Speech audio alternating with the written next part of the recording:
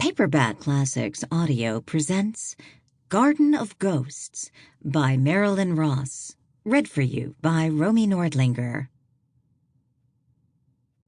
Chapter 1.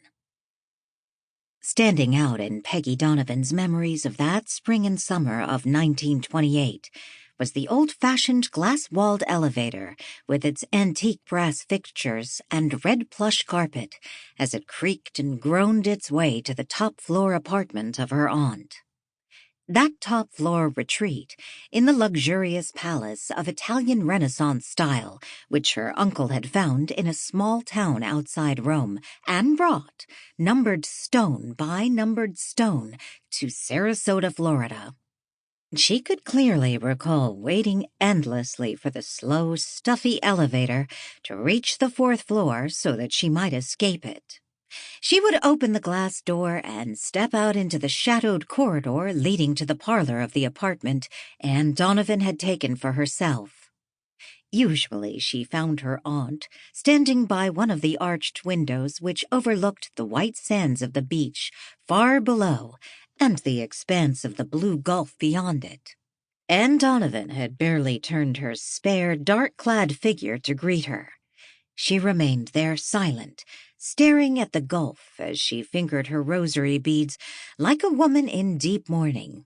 And indeed, that was what she was, a woman in grim mourning.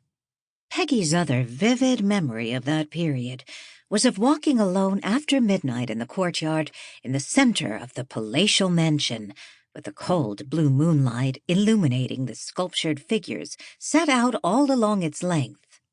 Her uncle Michael Donovan had grimly described it as "my garden of ghosts," and so it had turned out to be.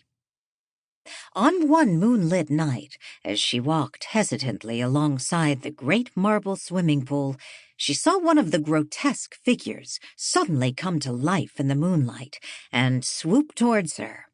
She had screamed and stepped back, certain that she was at last going to die by a phantom's hand. If her mother had not suddenly decided to remarry, Peggy would never have considered going to Florida. She had a pleasant job selling sheet music in a Fifth Avenue shop, and she shared an apartment with her mother in Long Island City. They had moved to the modest apartment 7 years earlier, when she was only 14, after her father, a construction foreman, had been killed in the collapse of a building undergoing renovations. Numbed with grief, the widow and her now fatherless only daughter adjusted to a new life. The company was proved negligent, and the court awarded Peggy's mother a lifetime pension, barely sufficient to live on. At the time of the crisis, her father's older brother, his only relative in America, sent them a check for $5,000. It was less than a princely gesture, since he had neither come to visit them nor attended the funeral, even though he was many times a millionaire from railway construction in Florida. But the money had helped, and Peggy and her mother had both written notes of thanks. The years passed quickly, and Peggy was soon a pert miss of 21, suitably slender in the John Held Jr. fashion of the day. Her blonde hair was closely cropped, a thick lock gracefully combed across her forehead. She wore neat blouses with short sleeves, skirts just above the knees, and rolled stockings. Happy in her career as a clerk in the sheet music department, she knew all the popular tunes of the day: Margie, Avalon, 5'2", Eyes of Blue, and Secondhand Rose. She occasionally dated a young man who worked in the store with her, but there was nothing serious about their romance. One evening, shortly after the New Year, her mother had come into her bedroom to stand rather forlornly and announce, "Walter Martin and I are going to get married, dear." She'd been stretched out on her bed reading the new issue of College Humor.